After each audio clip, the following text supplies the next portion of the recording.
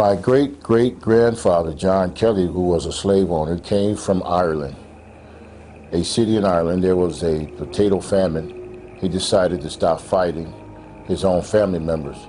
He went down to the Caribbean, and a place at that time was called Hispaniola. Hispaniola was one country, but today half of it's Dominican Republic, the other half is Haiti. He settled there in Hispaniola, the Haitian side, and he got a plantation, and he bought some slaves. Slavery was real big at that time.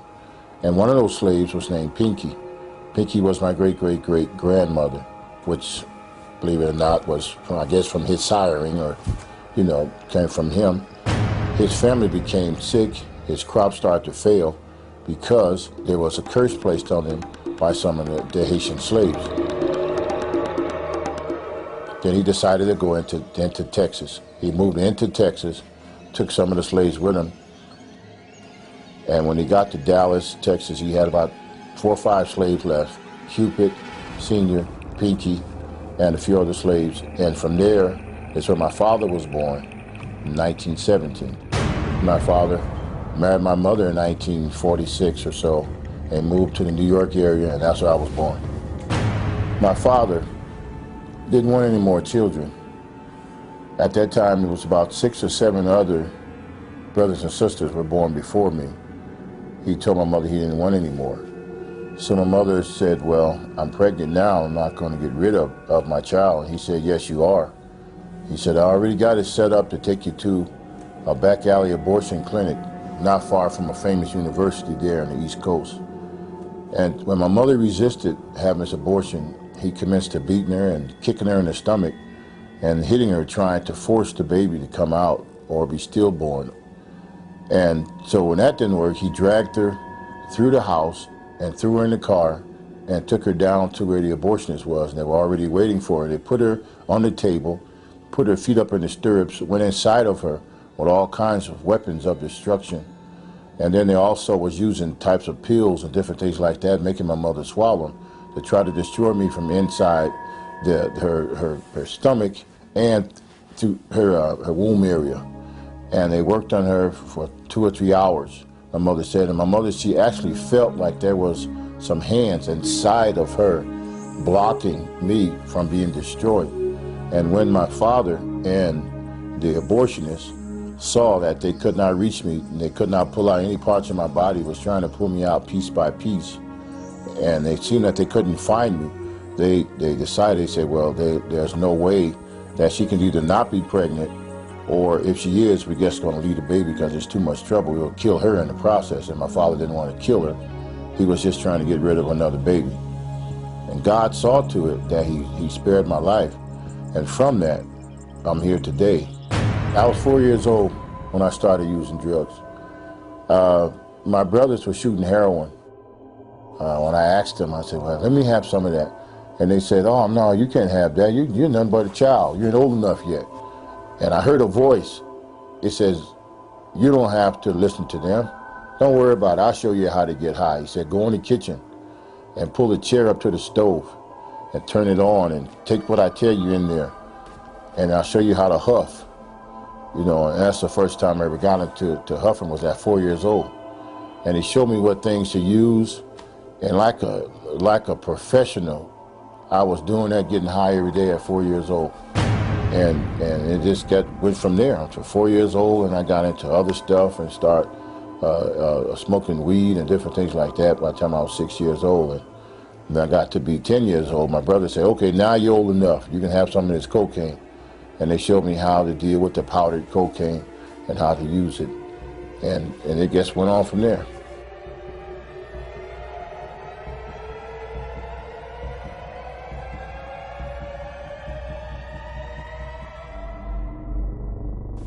As Curtis grew older, he also realized his family was involved in voodoo, a type of witchcraft from Haiti.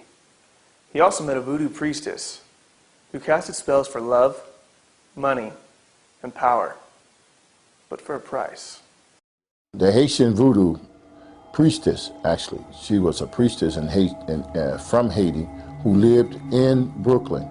See, everybody has a territory in witchcraft.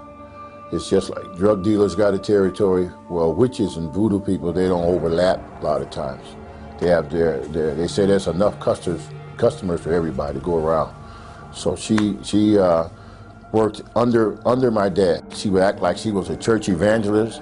She would call meetings at our house, and she would have women that come who have lost their husband, not so much lost him because of death, lost him because he left her.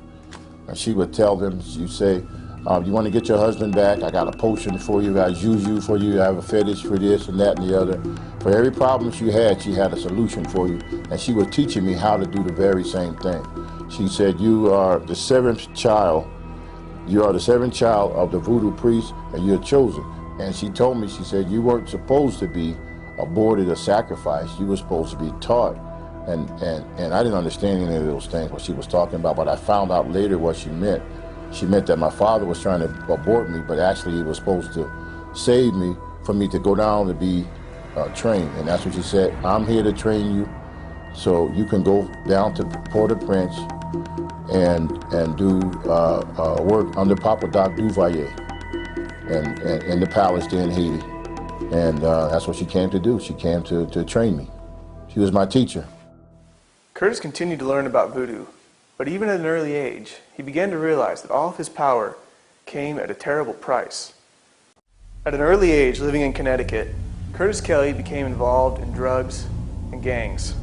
He was also instructed in voodoo, a type of witchcraft from Haiti, from a high-ranking priestess.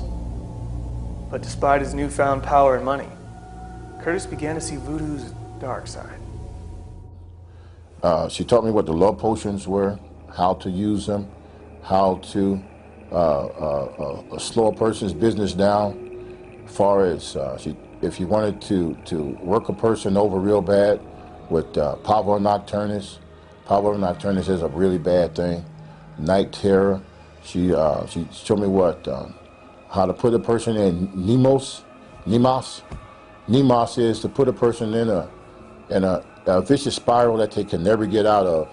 And the more they pay you to cast a spell off of them, the more they get wrapped into the spell. It's called Nemo cycle. And she said, you keep a person in Nemo cycle, you'll never be broke, because they got to keep coming back to you to get another spell and another spell, get them off of that spell, another spell off of that spell. And she was really, really a wicked person, and she was into control, manipulation, and keeping the person bound and attached to her. And that's what she was teaching me. She taught me, so many things, but those were one of the main two things that she was teaching me. And she took advantage of them not having a whole lot of money and trying to get over real fast.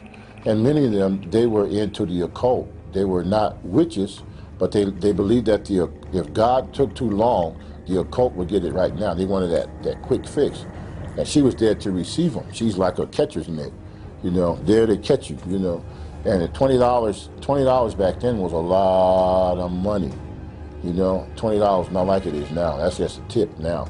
But $20 back then was a lot of money. And she would charge like $20 to say you had like I said, a condition, physical condition. And what they would do with your physical condition, they didn't have the power to heal you. If you had a cramp right here, they would remove the cramp from here and they would put it down here in your knee. They would shift it. Shift it. There's witchcraft called shifting, where you can't heal, you don't have that power, but you shift. And they teach me how to shift things from here to there. I move it over here. And what you do, you get a whole lot of people together in one room, all miserable, all suffering. You charge them $20, and you don't give them all of it. You give them a piece of the information to keep them coming back. And as a child, I stood there and I watched, and I said, this lady sure can control people. She has a very crafty way of controlling people. And many of the people that she was controlling, they went to church on a regular basis. She would say, isn't God good? Don't we praise God today? And I would stand off in the corner watching it. Isn't God good? But see, I can run up and down the stairs and see and bring her supply of witchcraft stuff. Bring me this, bring me that, and bring me my pouch of this, or bring me my this, bring me my oil, bring me this. And I would bring this to her, and the people would give her the money, And she would give them this pouch, and they would go home, and I'd watch husband after husband, boyfriend after boyfriend come back, because as usual, she was using. One day, the voodoo priestess showed young Curtis a doll, which had some paranormal powers. Remember back in those days where you pulled the string and the doll would talk? Well, she didn't have to pull the string for her doll to talk. The doll would just talk to her, and she would talk back to the doll.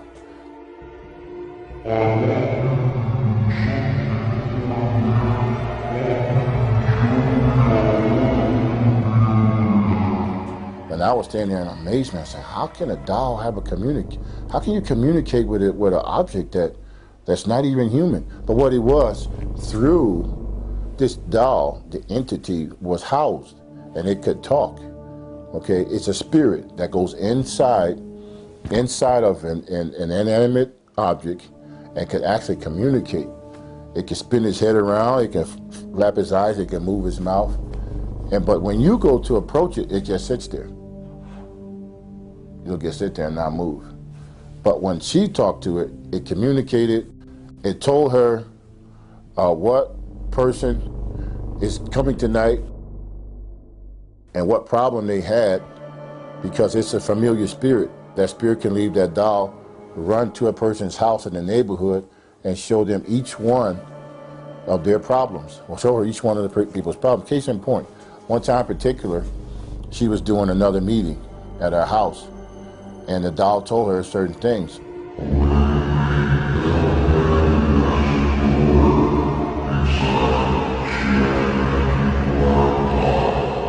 And so at the meeting, I was there with her, and she says, praise the Lord, I'm glad you're all here today. She said, you right there, lady, right there. She said, you have a dresser drawer in your house. And inside of that dresser drawer, you have this, that, and she itemized everything that was in her dresser drawer and never been to her house. Now, most people go to church and say, oh, that's the spirit of prophecy, hallelujah. She started hallelujah and going on, and I was there like a child like this. Okay. Lady, if you only knew, this is witchcraft, this is sorcery, that's a voodoo priestess there. And you know what? It wasn't free. The offering would grow then. Every time she would prophesy, I call it prophesy to somebody out of God, the people would just throw money at her, As Curtis plunged deeper into voodoo, he became frightened by strange apparitions that happened in his own bedroom. The voodoo priestess came into my room and set up all her fetishes and paraphernalia in my room. And when she did that, then those things started coming through the floor. They started I would have things run through my room, and I would see them running through my room about this big, chasing and running. And one particular time, I was asleep, and all of her stuff was on my desk. This stuff, these powders and all kinds of things, and parts of animals and hair and fingernails and all those things. That's why you got to be very careful who you give your hair and fingernails to. Seriously. They say, I want to collect your fingernails. Why you want to collect my fingernails? Oh, I gotta do something. That's okay. Oh, I want to get a lock of your hair. Why you want a lock of my hair for? You know, oh, I just want to, why you want a lock of my hair? No, I just want to, so be very careful who you just keep your eyes open on some of those things, And so she had my dresser drawer full of all kinds of stuff. And one day I was laying down and I heard something shaking under my bed. I said, what in the world is that shaking under here? So I woke up all the way and I turned the lights on. I said, what can this be shaking under my bed? What is this? So I looked under the bed, and then I saw my dad. I said, Dad, what you doing under this bed? What's going on? To myself, I said, you sort of old to be playing these kind of games. It's late, go downstairs and go to sleep. He didn't say anything, just got a grin on his face like this. And his skin tone was green and he was all scaly. And I had never seen anything like this before. I said, Dad, what kind of stuff is this? And then he came out from under the bed, and the more he came up, he had the top torso part of him, but the bottom of him was like a fish's body. Green scales like a fish, And he came up and he smiled at me and he laughed at me. And then he did one of these numbers and dived and went right through the floor. And at that time, I freaked out. I said, oh my God, this lady is really, she's turned this room into a horrible place. And I got up and I was so scared. I said, oh my God, what is this? Wow, what is this? Wow, I didn't know this was all involved with this voodoo stuff. And as I was sitting there on the edge of the bed with the light on, I heard something in the closet. And I said, oh, now what is this in the closet? I opened the closet door, and there's about 2 or 3 little imps running, just running. And they running right through the wall. I said, oh my God. And all that night, I get set up on the bed. And I was too afraid to go back to sleep. I didn't know what to do. And I said, my God. I said, wow, what am I into? And then that next day or so, she came back. She didn't stay with us all the time. She would go to New York and come back, go to New York and come back, which was only like a half an hour drive where we lived. And she said, this is what she told me. She said, you know, you're a chosen vessel, that you're a Haitian. I didn't know anything about Haiti at that time, only 6 or 7 years old. She said, you're a chosen vessel and you're going down to the palace with Papa Doc. So I didn't know Papa Doc from Hippity Hop. I didn't know what it was. Curtis Kelly learned voodoo from an early age. But as he gained money and power, an evil demon asked him to pay the ultimate price. Well, I know there's one. It's called Big Face. This is a very serious thing because it makes you, this spirit, this ghost spirit thing, or called Big Face. It'll make you an offer. His job is to make you an offer to sell your soul outright to the devil. Sell your soul outright. So you could be around the perimeter, messing around with certain things, witchcraft and voodoo and Obeya, Santeria and stuff like that. You can be on the perimeter. But they want you in wholeheartedly, all the way in. They don't want you just playing around. They want you all the way in. And they'll send certain spirits out there to do it. And this was one of those spirits. And it said, come into the closet. And I went in the closet like it told me. It said, shut the door. Now I had to move some of the clothes around the closet, hanging up on the hangers, and shoes in the way, of course, like closets are. And it says, join us. Join us. Bring your whole self into this. And I said, I thought I was already in it. Didn't you just see what I saw the other day, climbing up and jumping, stuff running through the closet? I thought I was already in it all the way. He said, join us. He said, give us your whole self. I said, how in the world can I give you my whole self? I'm just a child. I don't know anything about giving my whole. He said, say these words, and then you can join us full-fledged all the way. And then when he said that, all the clothes disappeared. The clothes in the closet disappeared. The shirts disappeared. The shoes, everything disappeared. In this closet became like I was standing out in space with the stars. There was no floor. I was standing right there. The floor disappeared, and I'm standing there, and it was just myself and that spirit face to face.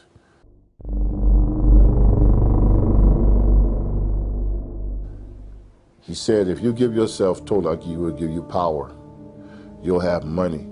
You'll have all the girls in the neighborhood plus. You'll have so much power that the politicians will respect you. The government will respect you. And you'll be able to go through walls. You'll be able to go into the bank and grab all the money you want and come right back to the wall. All you have to do is say yes. Give yourself to us totally. That God, that thing you heard of God, he's no good. He can't help you anyway. If he could have, he would have stopped us a long time ago. So that's showing you, you give yourself to us and we'll take care of you. And I stood there face to face with that thing, and it seemed like I heard another voice, a teeny tiny little voice, about the size of an ant almost. It said, don't do it. Don't do it. Don't do it. Don't say yes. Don't do it. And I didn't know who that voice was. I had never heard it before. But it said, don't do it. Don't do it. Don't do it. And that big face thing, that big spirit with that big ugly face, it was trying to show me, it showed me a vision of money and power and all of these different things, but that little voice said, don't do it. Don't do it. Then I said, no, I started doing like this. No, thank you. I'm gonna stay right like I am. I'm not coming headlong into this like you talking about. And he started screaming, why? Come do it. We'll give you everything you want. And I said, no. When I said no, the floor came back, the clothes in the closet came back. I opened that closet door, and I said, my God, what is going on here? And I never listened to that thing again. Because what it does, if you say yes, you sign that 10-year contract, or you sign a 20-year contract in agreement with them, it'd be like most people that you see that get involved with it. The 10th year, they come get you. The 20th year, they come get you. They kill you right on that 20th year. And it happens. I can name some people I know of that did what that thing invited me to do. They got the richest fast. They got famous on television. They became famous rock stars. They became famous actors and the actresses. And after that 10-year contract or that 20 years, they died right in that same month, day, and week, and second that they signed off. I was in some very, very evil stuff, but I was too deep into it at that point to get out. Curtis Kelly, as a young boy growing up in the New York area, became entangled in a web of voodoo. He was trained by a voodoo priestess and told he would be taken to meet the president of Haiti for additional training. But he realized the voodoo woman was robbing his neighbors by selling them false cures for their illnesses. He was tormented by demons at night who appeared to him in many forms. Finally, one particular demon offered him power, money, and women if he would be willing to give himself completely to these evil forces. He said no, but the battle was far from over. Okay, the waster spirit. The waster spirit is exactly what it is. It's a spirit that's job is to make you waste away a little bit at a time every day. Its job is to cause a lot of fear. To fear of being in a house by yourself, fear of turning the lights off, fear of flying on an airplane, fear that different things are going to happen to you, fear that you're going to go broke. It torments you constantly. Like one famous actress said, the reason why she works so hard because she's afraid of going broke, and she's tormented with that idea. So if you're tormented in public, you're tormented in private. It won't just attack you outside. It starts in your house. They love to hang out in closets and under beds, and their main target a lot of times is children. They love to torment children. And I tell parents all the time, if your child say they see something in the room, don't beat them down. Just go in there and see. You know, let the waster spirit, this actual spirit, let them know that this child is not alone anymore. Now the child got some help. Go in there. If you're born again, spirit-filled Christian, take your bottle of blessed oil and anoint the threshold of that room. Just like Moses did the death angel. It's not the death angel, but it still torments. The death angel, you know, that came to do away with you. What this thing does to slowly pick at you until you are nothing but just a bag of torment. If the wind blows too hard, you'll say, what is that? What is that? That's the job of the waster spirit. It does what it says. It comes to waste it away. It's in the bed. It's in the closet, and it's also known around the world as the boogeyman. That's his name, which comes from the Caribbean islands, the bogey. They used to call it the bogeyman. And children who were bad, they used to be threatened by the parents to say, if you don't be good, you know, they would say, Mom, if you don't be good, Mom, Mama's going to take the boogeyman after you, Mom. You know, that's in the Caribbean. And children would be afraid, but by the time they got to America, it went from boggy to boogie, you know, and it is a spirit, and children are tormented by it. And then people call the waster spirit in the church. Many church people have the waster spirit to where they can't sleep at night. They're tormented. It takes your sleep away from you. It'll actually take your sleep. You wake up in the middle of the night over and over again because you're under attack of the waster spirit. Say over in Europe, in some parts of Europe, they call it tantu. It means household ruler. And when a person dies, and this is why this thing is so creepy. When a person dies, especially the man or the father, what the waster spirit would do, it would take on the appearance of that person, and they would walk through the house, and then you would feel your bed go down. You would feel the room always cracking, pops, and like doors closing when nobody's in the house. That's the waster spirit, and it just looks like the face of a ugly person. Sometimes gray in appearance, sometimes brownish appearance, big ugly cold eyes that never look to the left or right but stare straight ahead. Even though he knows you right here, if you see him, he'll just stand straight ahead, like disregarding you being there. Even there, he's there to torment you, but he's not paying you no attention because to him, you're not nothing. He's just coming to destroy you. You're in his house. He's going to look right at you. I've seen him face to face. I've talked to this spirit from time to time. He has a very big hand. One finger is as big as both of my fingers put together on one hand. They're very big. I was even touched by him as a child. Told me I was supposed to do certain things for him.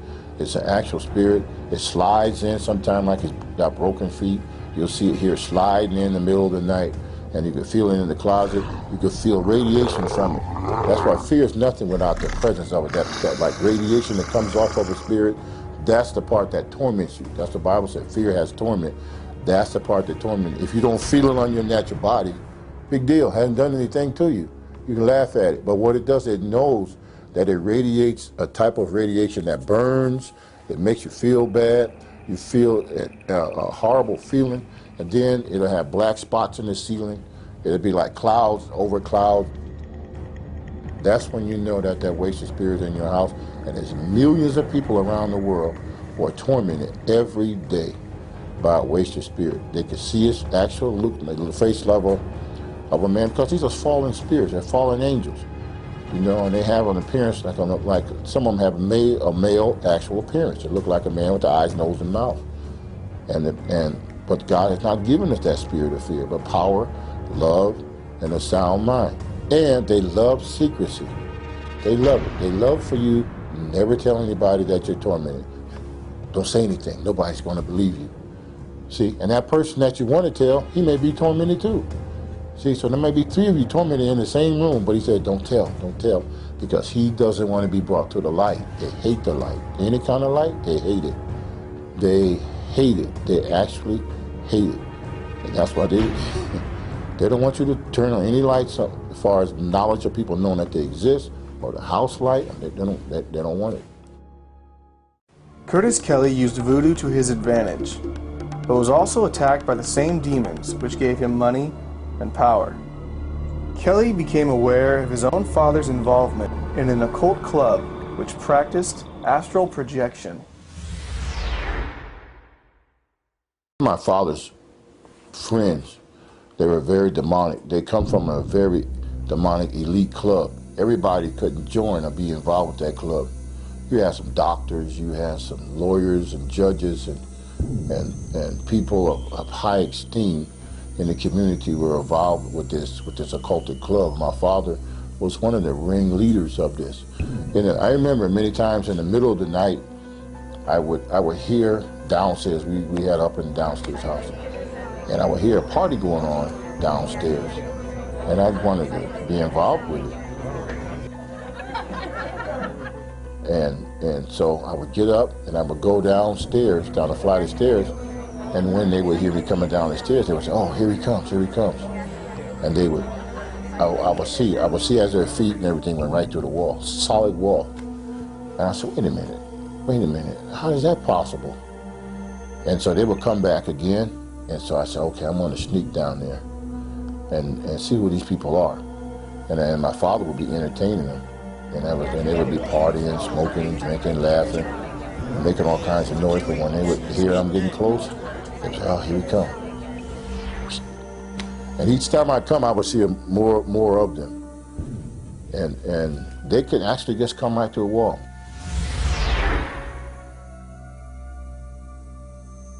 They could astral project, come right to the wall. It was no problem to them. Now, be it in their physical body or spiritual form, I'm not quite sure, but I know they can do it. And there's many people out there that can still do that. To the demonic realm. That's what those people were. They have sold themselves out 100% to where they can astral project and they can go from one place to another. That's why when you want to go overseas, make sure you know the principalities, powers, and everything in those regions before you go there, because in some parts of the world, those priests, those shamans, and those voodoo priests, and the witches, and Santeria, and all the people that practice Obeya and all that stuff, those people are the higher level of witchcraft. They literally can get on their cedar broom and fly or levitate. They can do all of those things without it, without an airplane, without a helicopter or anything. They just straight when they want to go somewhere, they just go. They just go, and whether in the body or not, I'm not quite sure how they do it, but that's the group my father was running with. I never actually seen my father do it, but I know when he was there, he disappeared too. One day, Kelly became aware of how powerful and deadly evil curses can be. My grandmother, I love my grandmother, and one particular day I was walking through the projects and I heard an argument going on. I said, oh, who's this arguing? You know me, I was always in for a good fight. I said, who's fighting? You know, not too much to see girls or ladies fight, you know, but they did fight in our neighborhood too.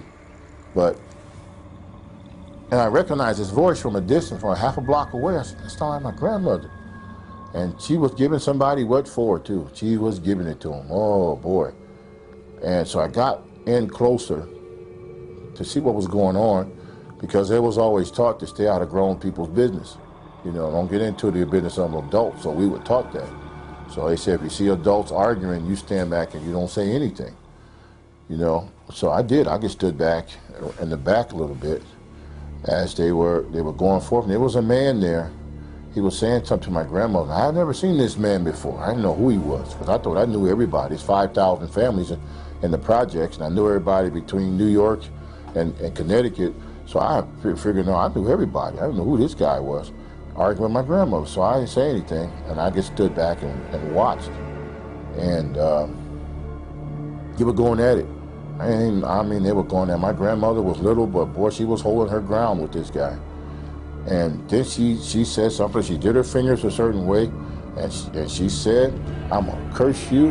And she did one of these numbers, and she threw her hand, and she said some words that I'm never gonna say those words, but she said those words, and that man fell over backwards. Bang, he fell over, hit the concrete real hard. And I looked at that, wow.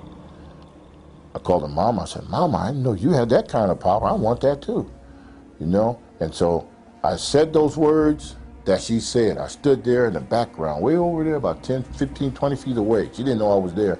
And I said those same words she said, and I saw something start spinning, like a tornado start spinning, just like this. And it started spinning faster and faster, and I looked there, and it came like this, and right inside of me.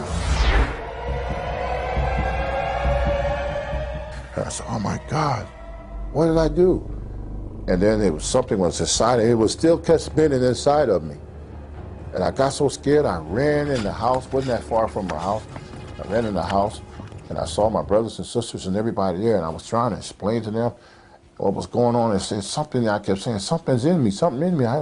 What's in you? I said, I don't know, something's in me. Get it out, get it out. Something's in me, get it out. I said, oh, you crazy, there's nothing in you. What's in you? So I said, it's inside, something's inside me. I said, all right, nothing inside of you.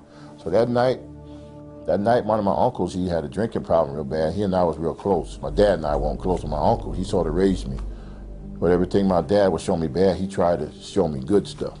And so, but he had a drinking problem, and he was drunk. He laid on the floor, and I laid down there next to him, because he was my protector and my buddy, you know. He still is. He's still alive, so I still love my uncle. And I laid there, and next thing I know, I hear that spinning thing coming. Now it's coming again, middle of the night. It's coming again. And I said, Unc, wake up, Unc, something's happening, wake up.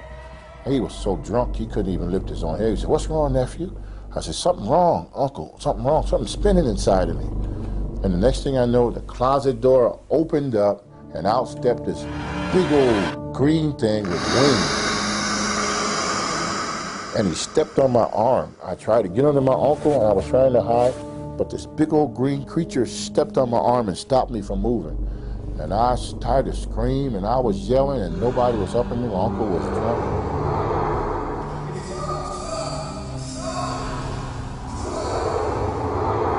That started a whole new thing from those words my grandmother was doing, putting the curse. When the Bible says bless and curse not, because when you cursing, you be cursed at the same time. A lot of people don't know that. It's better not to curse and forgive than to try to repay cursing for cursing, because when you curse, it comes right back on you automatically, because what you've done, you open the door. When it came to curses, Kelly didn't hesitate to use them, even on his own friends. The Davis brothers went to a revival meeting, and we were friends, and I didn't like the idea that they went to church, because after all I'd been through, the church was an enemy. People in the church were weak, and to me, I thought they were weak and cowards and wouldn't fight, and that's how we were in the street. So when I saw them, I felt like they were abandoning us, the rest of us, to go on chasing after this Jesus thing. And when I would see them come back and they would minister to a lot of our other friends because they were excited about being saved, and they would tell the rest of the guys, saying, you need to stop these drugs and stuff and come and get saved. Well, if they get saved, I lose a lot of customers. I said, I'm gonna send some curses after them, some spirits to curse them, to stop them, slow them down. And so these little spirits, I called them up. They came up out of the ground, and I told them, I said, I'm sending you over here, and I want you to go over there and stop these guys. A warning, I'm giving them a warning. I want you to terrorize them, torment them, night and day, 24 hours a day, till they come back out here in the streets with us. So I sent this little one about so big. He went over there, and he came back, and he says, I can't do nothing to them, they're protected. And I told that spirit, I said, what did I tell you to do? I told you to go destroy them. He went out again. And it came back and said, I told you, I can't touch them, they're protected. So I said, get out of here. I sent you back down to the floor where you come from. So another one, I sent a bigger one this time, a little bigger than about that size. And I said, now you go and do what that other one, he didn't do. I said, you go and destroy them. You go, you tear everything up, you tear their house up, you tear their mama up, you tear their cars up, set the house on fire within it. Do everything I tell you to do. You better not fail. So that spirit disappeared and it went. Then I waited for a few days, and that spirit came back with a sad look on his face, and I said, did you do what I told you to do? He said, I can't touch them. Just like that other one told you, we can't touch them, they're protected. And I got mad at him, I brushed him off, then I AstroProjected out of my body. Left my body at one place, then I went into another place, and when I got there, I found exactly what it was, like a snap of a finger. And when I got there, there was 2 8-foot-tall angels with a flaming sword. They looked like they had been working out in the gym. They was tough. And I stood around the back of a telephone pole and I peeked out at them. I said, man, I see why them little imps couldn't do nothing. Wow. Then I went back into myself. And, man, these guys, wow. They got some serious power, man. My God, they got some power behind them. Kelly decided he now wanted some of that same protection from the angels he had seen on the occultic dark side. Because of his involvement in voodoo, Curtis Kelly was tormented by demons throughout his whole life, but he left his occult lifestyle. But he leaves us with a sober warning of the consequences of dabbling in the occult. Let me show you what form. If a person gets into, say, seances, a Ouija board, stuff like that, or pentagrams on the floor, and candles, and all those kind of things, or blood sacrificing a cat or animal, you have opened yourself up for a possession, or a poltergeist, and all of his cousins are going to come in there, and they are going to give that house a fit. It will be horrible, okay? Then there's other ways. Television can be another way. As a portal, they can come in. If a person watches pornography all the time, watches pornography, that spirit, okay, that porn spirit, like in the Greek and the French, will come in. It would literally march through that porthole, and it will set up, and it will sit, and it will wait, and it will sit, and it will wait, and it brings sickness. It would bring all kinds of diseases. It would bring all kinds of stuff in there just because that television was a vehicle to be used to come in. And that's just one way. Then there's all kinds of anger. Anger. If a person, let's say if a man is in the house, always angry, no matter what the wife does, that man gonna be angry, angry, angry. It's like she pull her hair out the roots, and he's still angry. She can do cartwheels. She can cook a feast. She can do every second he's angry. What's happening? There's 5 different types of anger, and all of those types will start to come in to his house, and in his house would be a house of rage, and that is an actual spirit. It's an actual spirit called Nektiel. Nektiel comes in, and when it's a power, it comes in, and its power, it takes complete power over that house, and the children will start to act bad in school. There's no love there. People will come and they can feel that. So, you know what, man, it's getting late. I'm going home. Wow, this is a bad house to be in. I feel the creeps when I come in here. It's because of that person has allowed those things to come in. After experiencing the occult firsthand, Kelly feels he will never go back to his former practices. So you got to draw a line in the sand. See, you can't follow me no more.